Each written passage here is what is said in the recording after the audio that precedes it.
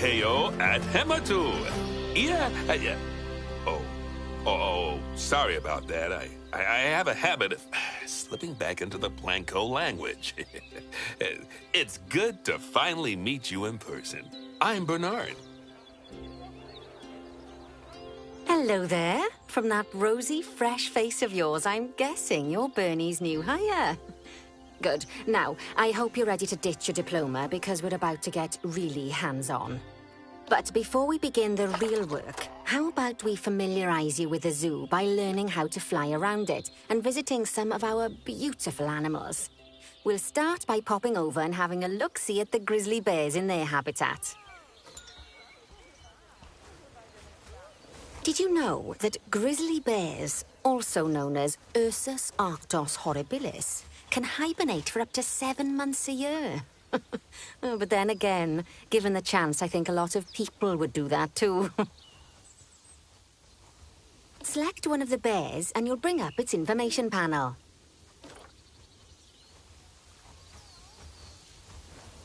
This is where you can find out all kinds of information about your animal. The most important thing being its overall welfare. You'll learn more about animal welfare today as we go through your objectives. But for now, let's enjoy this magnificent animal. Why don't you select the camera from inside its information panel? See, now this is a fantastic way to get a close look at your animals. Okay, when you're ready, let's pop over to the other side of the zoo and take a look at the lions. I've marked their location for you to find. Panthera leo, or the West African lion to you and me. Lions are the most social of the big cats, and there can be as many as 40 lions in a pride, although prides of that size are pretty rare. As Bernie would say, those lions are awesome, which is precisely why I handle the training instead these days. Anyway, how about we get started on those objectives? Come on, let's head over to an empty habitat and see what needs doing there.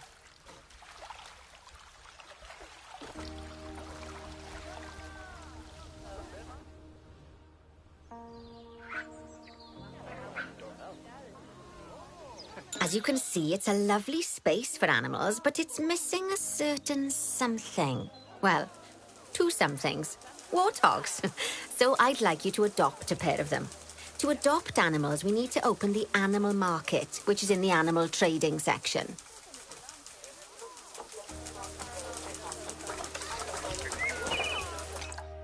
There we are. A pair of perfectly splendid warthogs for our zoo. Just select them and choose Adopt. Normally, the animal exchange would be full of animals, but I've emptied out the market while you learn how it works. The last thing I need is you accidentally ordering a dozen elephants.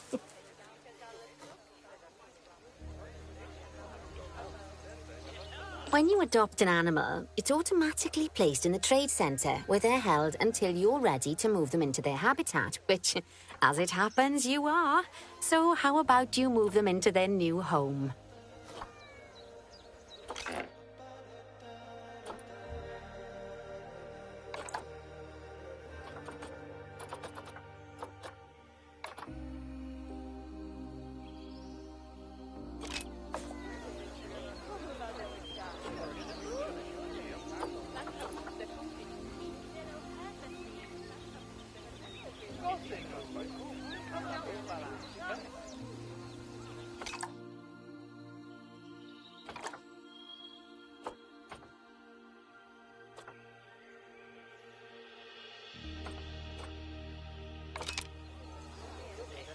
When you ask for an animal to be moved into a habitat, your caretakers will go to the trade centre, collect your animal, and deliver them to your selected habitat. I've marked the trade centre's location, so let's go and watch the caretakers in action.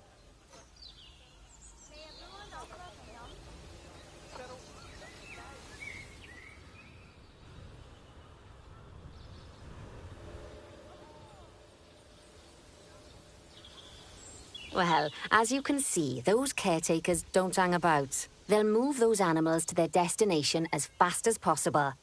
Of course, normally we'd have to place the animals into quarantine before moving them into a habitat, but I am assured by a person of good standing that these warthogs are in the very rudest of health. Right, let's get the warthog's habitat finished up so we can keep them nice and happy. You see, each animal in the zoo has an overall welfare statistic, basically how happy they are. And that overall welfare statistic is itself comprised of 4 different areas: nutrition, social health, habitat, and enrichment. Luckily, if you select an animal, you'll bring up their animal welfare information panel, which we saw earlier, where you can see how they're doing. That way, you'll know exactly what areas need to be addressed.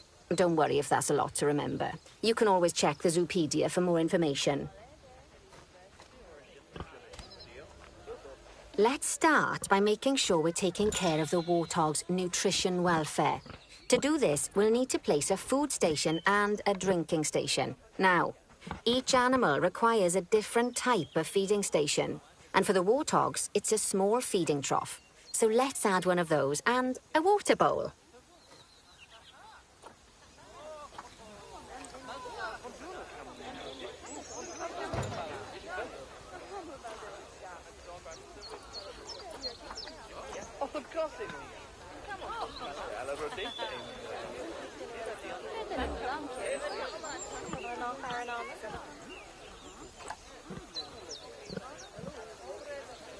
Animals also require stimulation to keep them happy. Let's add a lovely mud bath for the warthogs to roll around in. That bath will count towards their enrichment welfare, specifically their toy enrichment welfare.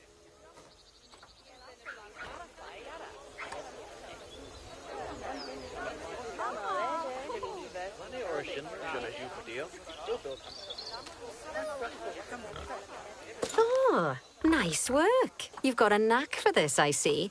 Now, our contractor had to leave in a hurry, so this place is in a fair old state. Unfinished thingamajigs and whatsits all over the shop. But the first thing we need to finish is the ostrich habitat. It's over near the hippos.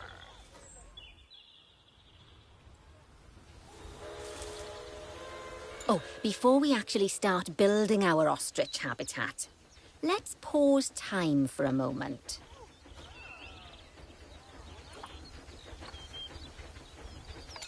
Ah, that's more like it. A quick break. Sometimes it's a good idea to pause the game whilst you're doing something which requires your concentration, because it'll stop the zoo spinning out of control while you're looking the other way. Let's keep the game paused while we get this ostrich habitat built.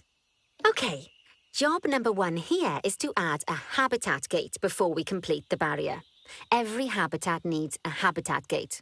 After all, how else would the keepers get in and out? Just make sure it's hooked up to the path so the keepers can reach it.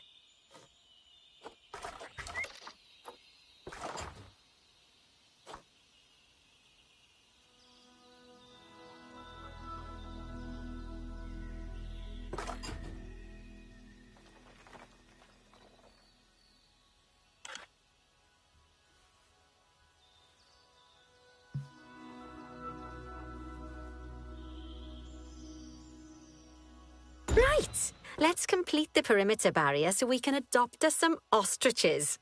I've marked out an area for you to use, so I'd like you to finish off the perimeter using the brick barrier.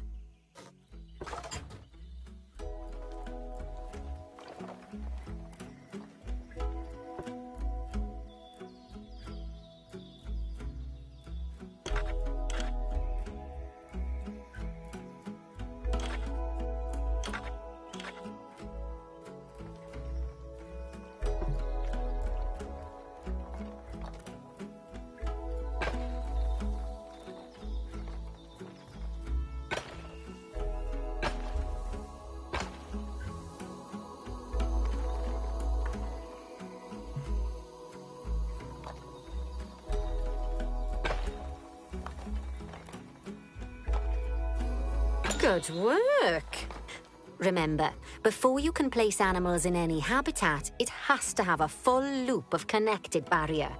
Now, you've probably noticed that guests can't actually see into this habitat at the moment. At least not without a stepladder. But seeing as they're banned, I'd like you to select a piece of barrier and swap out the brick for a glass barrier, so the guests can see in.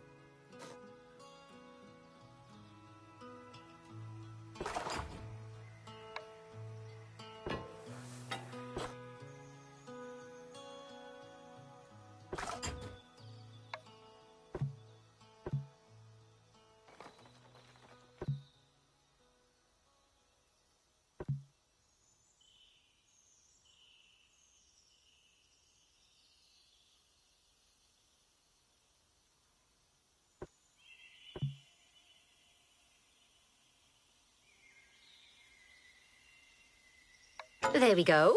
Adding in more windows gives guests even more opportunities to see the animals in a habitat.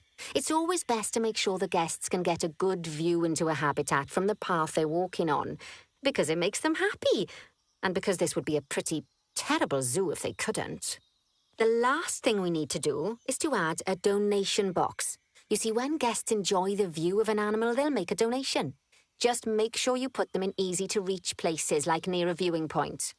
Donation boxes are one of the main sources of income for the zoo, so make sure you remember them.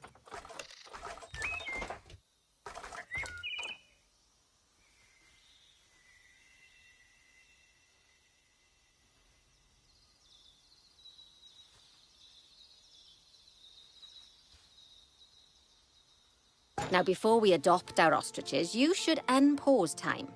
After all, if time's paused, then so are our caretakers, which will make it a bit tricky for them to deliver the ostriches.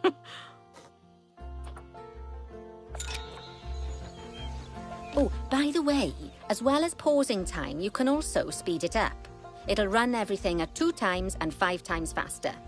It can be useful, especially if you're waiting for money to accumulate or for animals to be delivered to your habitat. Personally, I use it when I'm waiting for a brew to finish. All right, you've finished the habitat, so it's high time we adopted those ostriches, don't you think? Let's get 4 of them in here.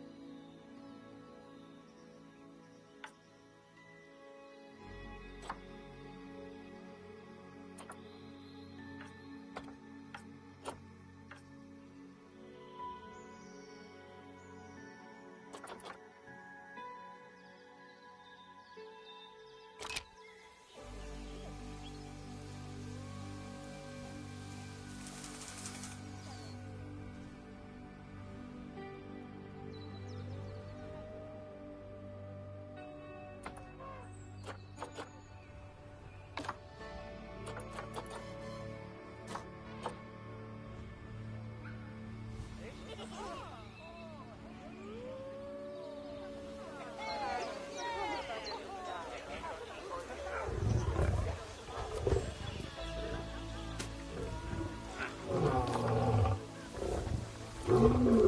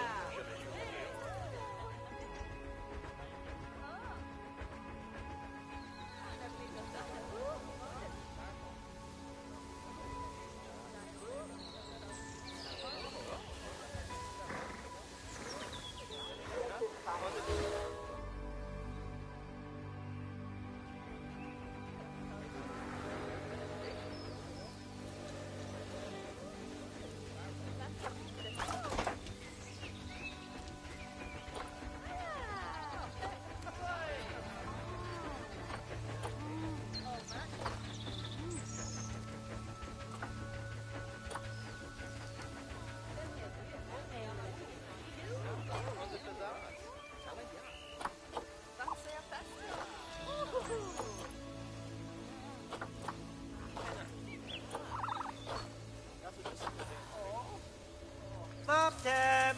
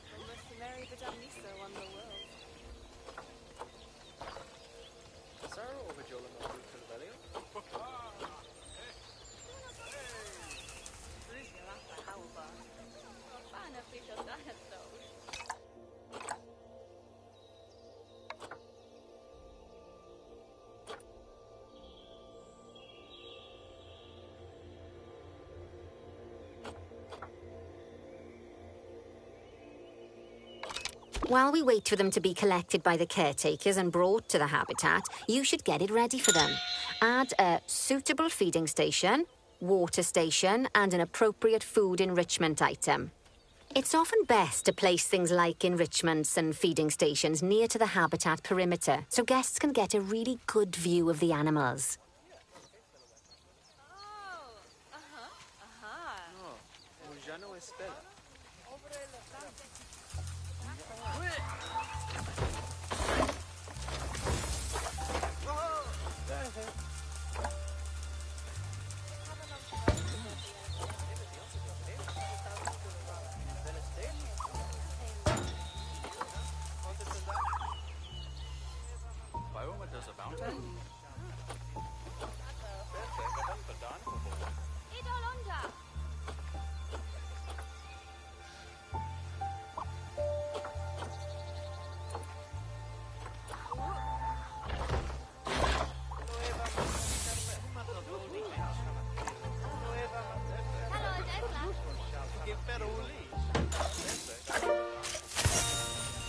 Oh, good to see the ostriches have somewhere they can really stretch their legs.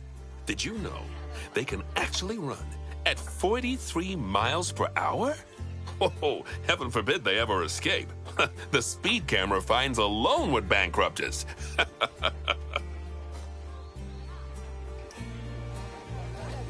Well, Bernie certainly seems impressed. Did you do his speed camera joke? Every time we get an ostrich. So, now we've made the ostriches' lives a bit better, let's do the same for the keepers, shall we? To make it easier for the keepers to feed the ostriches and hippos, we should build a new keeper hut. Keeper huts are where the keepers prepare the food for animals, so they should be placed near to the habitats to make sure the keepers don't waste their time walking when they should be looking after the animals.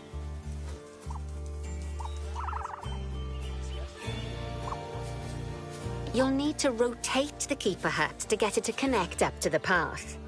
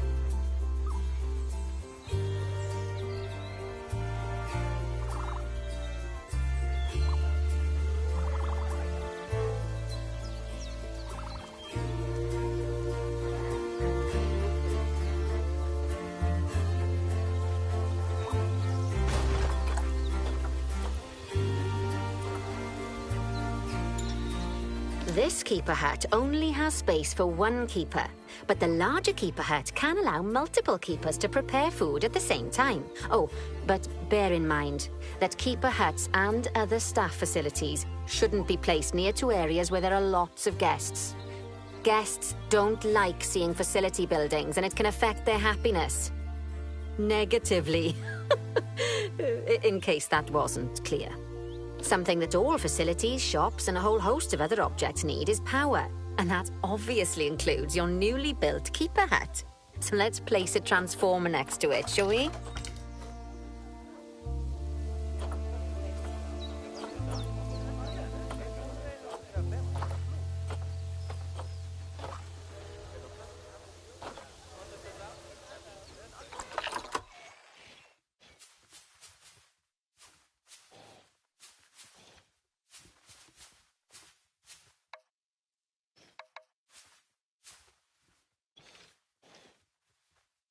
Lovely work. Now the keepers can start using the hut to prepare food, and thanks to where you've put it, they won't need to walk very far to deliver it to the ostriches and hippos.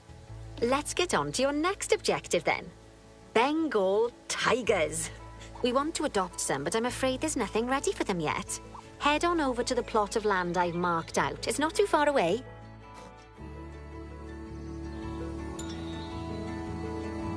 Righty, your next job is to build a habitat from scratch. And concrete and glass, I expect. So, go ahead and build it. Just make sure that the habitat includes that big hole we've dug. Oh, and don't forget to add a habitat gate to the barrier. Oh, and make sure the guests will be able to see the tigers.